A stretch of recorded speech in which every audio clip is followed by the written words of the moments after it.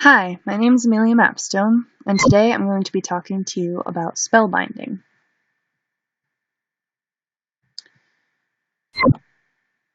First off, spellbinding, or Jie, I believe is how it's pronounced, was an ancient document in China, dating back to 217 BCE. It was found on a sizable bamboo slip manuscript, found during an excavation of Tomb 11 at Shui Hudi in the Hubei province in China during 1975 and 76. This document included 70 entries on how to dispel demons and prevent misfortune, which is referred to as Yang, which I will talk more about later. The purpose of this document was to allow everyday folks to be able to dispel demons from their household and to prevent illnesses and natural disasters. So you didn't have to be a shaman to do these sorts of practices, unlike how most ancient religions worked. The shamans were usually the ones who did the spiritual rituals. The first thing I want to talk about is gender roles and expectations, some of which are revealed in some of these entries.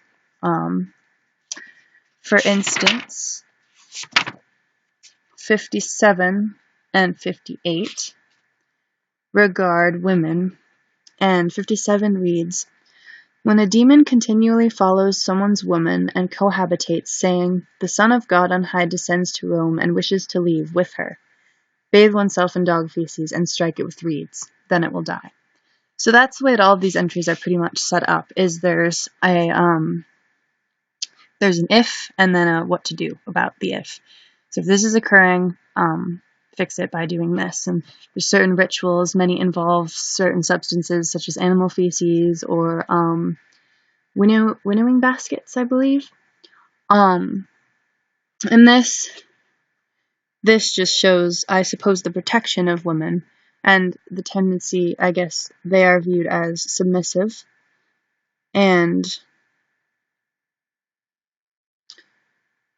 but it also, you can tell the importance of sort of prevalence of female objectivity, I thought, because it refers to someone's woman as such, and that some of them that can be taken easily by a demon. This is more prevalent in 58 when it says, "When a demon continually says to a person, 'Give me your woman,' and cannot be dismissed, this is a spirit from above who descends to take a wife.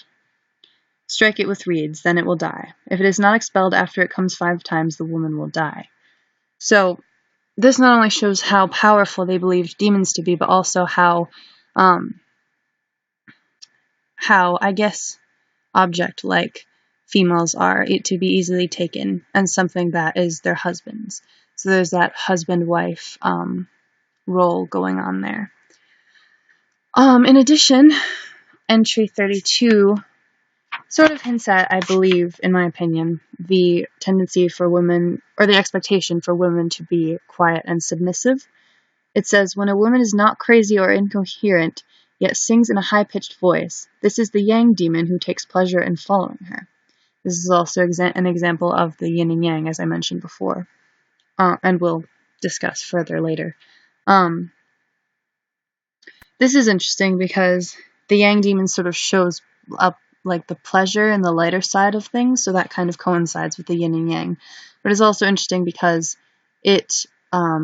there's a natural expectation there for women to be quiet and submissive rather than loud and crazy, which is an understandable expectation, but I think that it is very prevalent in Chinese society especially. So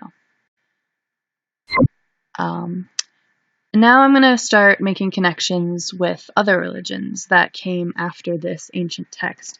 The spellbinding was sort of what can be seen as a basis and sort of the roots of some of these religions. So in relation to Buddhism, for example,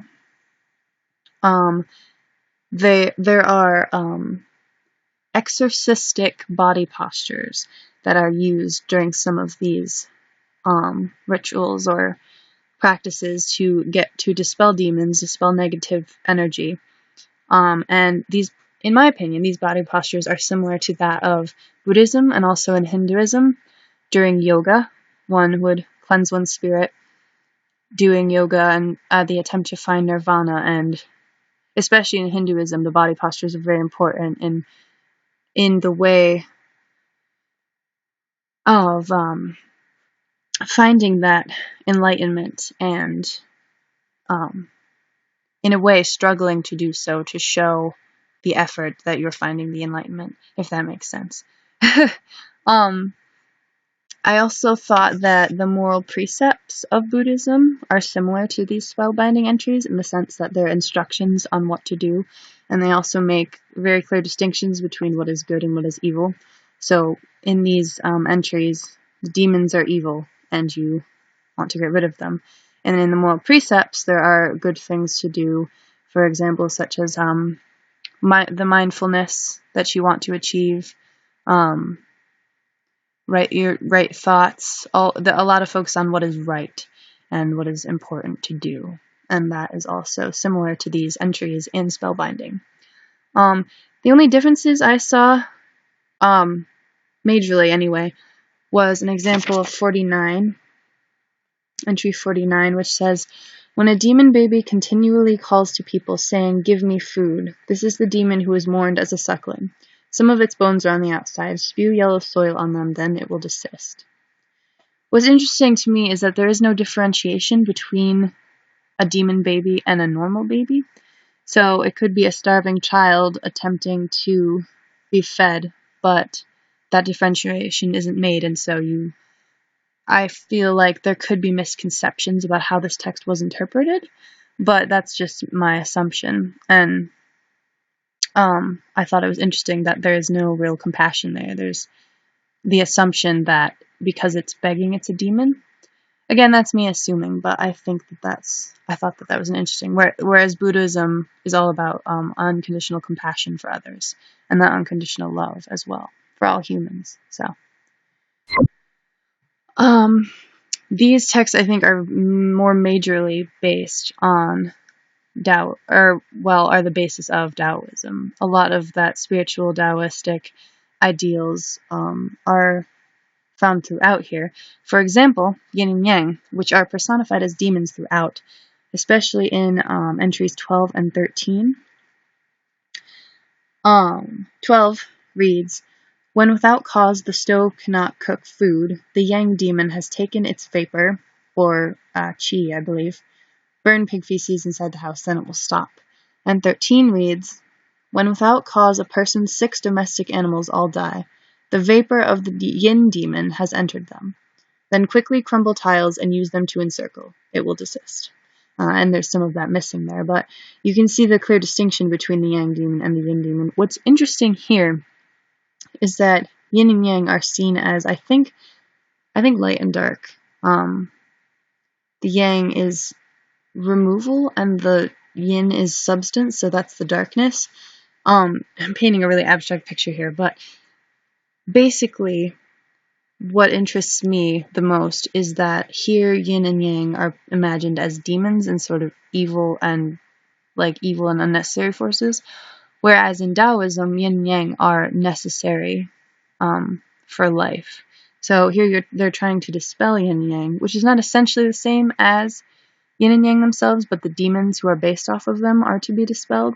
I thought that was interesting because yin and yang is an important part of Taoism. It's the harmony and the flow of the universe, which was created by the life force, which is qi, or as said in this text, vapor.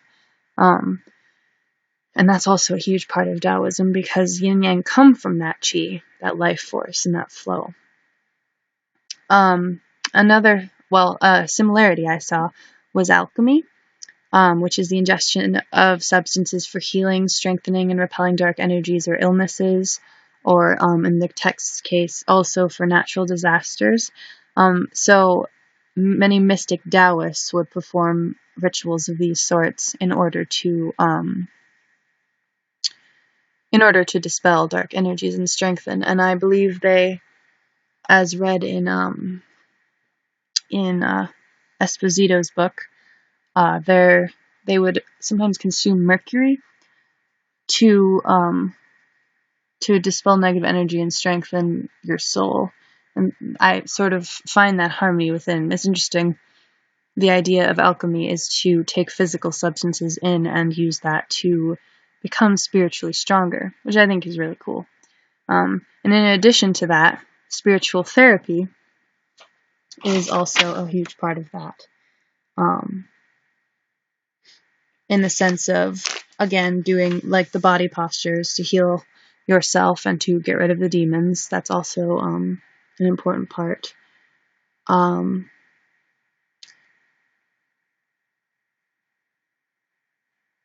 And a difference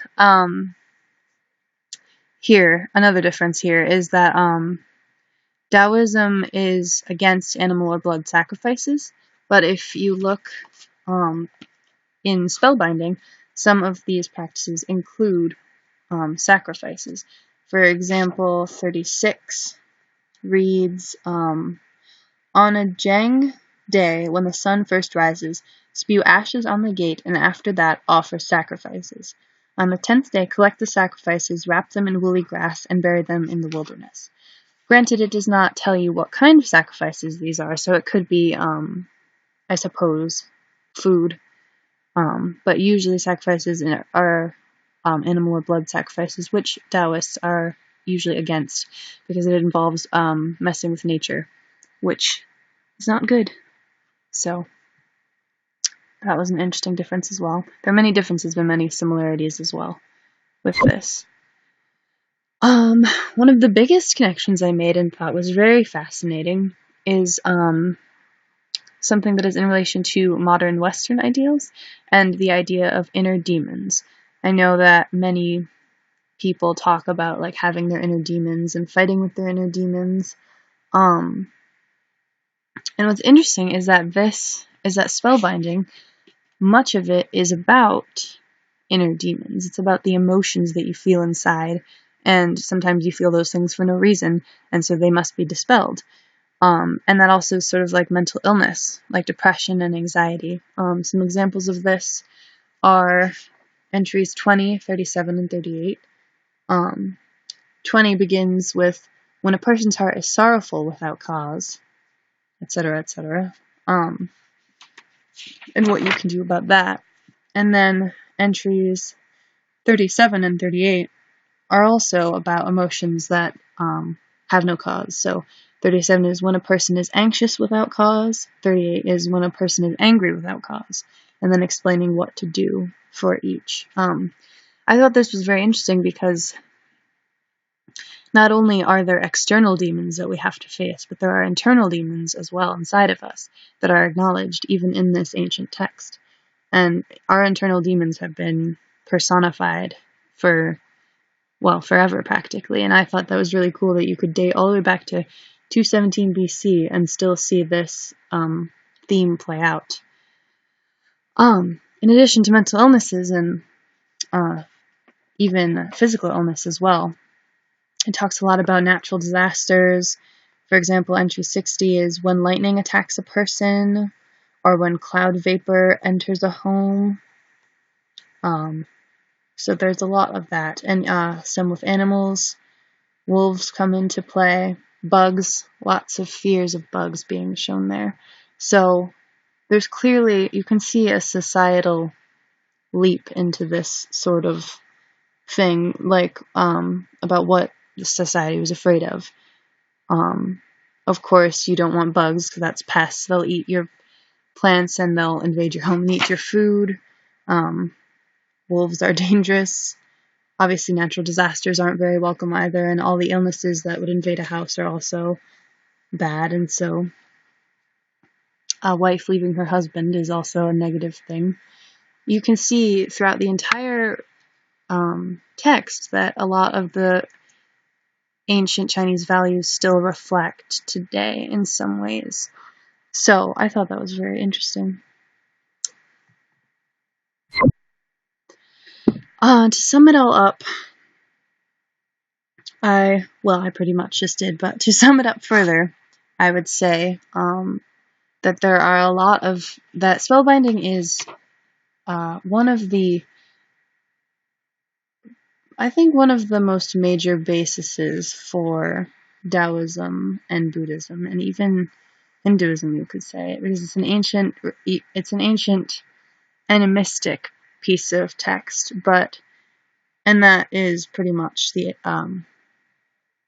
essence or basis of what many Asian religions have become today. So I found it very interesting to trace back to that root and read about it. Yes, thank you for watching.